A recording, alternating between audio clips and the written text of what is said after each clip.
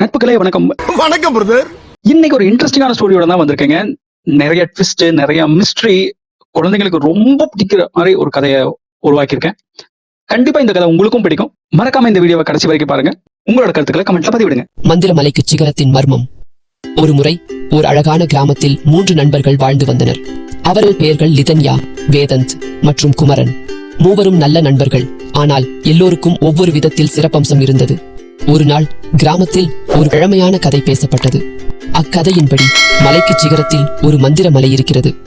அந்த மலைக்குள் இறங்கி அதில் இருக்கும் மந்திரம் கண்டுபிடிக்க முடியுமானால் வாழ்வில் பெரும் செல்வம் கிடைக்கும் என்று கூறப்பட்டது. லிதன்யா, வேதந்து மற்றும் குமரன் இக்கதையை கேட்டபோது மிகவும் ஆர்வமாக மலைக்கு செல்ல முடிவு செய்தனர். நாம் இந்த சவாலில் வெற்றி பெறுவோம் என்றார் குமரன். அப்போது லிதன்யா பேசினாள்.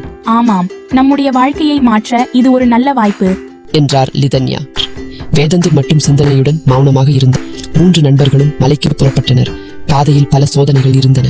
ஒவ்வொரு சோதனையையும் தாண்டி அவர்கள் மலைக்கு சென்றனர். மாலையிலேயே அவர்கள் மலை சிகரத்தை அடைந்தனர். குமரன் துணிவுடன், நாம் இப்போது மந்திர மலைக்குள் செல்ல வேண்டும். லிதன்யா சிறிய பயம் இருந்தாலும் தன்னம்பிக்கையுடன் ஆம் என்று சொன்னாள். மலைக்குள் நுழைந்ததும் அவர்கள் ஒரு மாய மண்டலத்தை கண்டனர். இது மந்திர மண்டலம் என்று லிதன்யா ஒருவித சந்தேகத்துடன் சொன்னாள். ஆம், இது ஏதோ மாயவலை போல தோன்றுது என்றார் குமரன். வேதந்த் எதுவும் பேசாமல் அவர்களை பின்தொடர்ந்தான். மாய மண்டலத்தில் பல மாயங்கள் நடந்தன. திடீரென்று இறுதியில் ஒரு பெரிய சிங்கம் தோன்றியது. நீங்கள் இங்கு ஏன் வந்தீர்கள் என்று சிங்கம் கேட்கவே மூவரும் பயத்தில் நின்றனர்.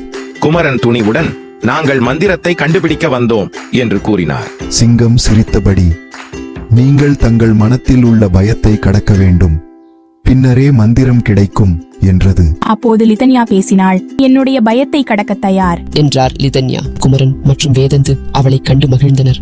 மூவரும் தங்கள் பயத்தை சமாளிக்க முடிவெடுத்து மனதில் தைரியத்தை வளர்த்தனர். அப்போது மாய மண்டலம் கலைந்து ஒரு பெரிய தெப்பம் தோன்றியது. இந்த தெப்பத்தில் நீங்கள் மந்திரத்தை கண்டுபிடிக்க வேண்டும் என்றது சிங்கம். மூவரும் தெப்பத்தில் அமர்ந்து அதன் வழியில் சென்றனர். பல துயரங்களை தாண்டி அவர்கள் தெப்பத்தின் இறுதியில் ஒரு மந்திர புத்தகத்தை கண்டுபிடித்தனர். குமரன் புத்தகத்தை எடுத்து புத்தகத்தின் பக்கங்களை திறந்ததும் அதில் மந்திர சொற்கள் இருந்தன. இதுவே நம் வெற்றியின் அடையாளம் என்று கூறினார். நாம் இந்த மந்திரங்களை நேர்மையாகவும் உண்மையாகவும் பயன்படுத்த வேண்டும் என்றார் லிதன்யா. மூவரும் அமர்ந்தபடி மந்திரத்தை உருக்கொண்டனர். மந்திரம் சொல்ல சொல்ல மலை முழுவதும் ஒளி பரவியது. மலைகள் முழுவதும் செல்வம் வளர்ந்தது. 3 நண்பர்களும் தங்கள் கிராமத்திற்கு திரும்பிய போது கிராம மக்கள் பெரும் மகிழ்ச்சியுடன் அவர்களை வரவேற்றனர். நீங்கள் நம் கிராமத்தை பாதுகாத்தீர்கள் என்று மக்கள் கூறினார்கள். அவர்களது துணிவு மற்றும் நம்பிக்கை கிராமத்தை முன்னேற்றம் கொண்டு வந்தது. இக்கதையின் மூலம் அனைவரும் மனத்தில் தைரியத்தை வளர்த்து தங்கள் பயத்தை சமாளிக்க தகுதி பெற்றார்கள். 3 நண்பர்களின் துணிவும் நம்பிக்கையும் அனைவருக்கும் ஒரு நல்ல பாடமாக அமைந்தது.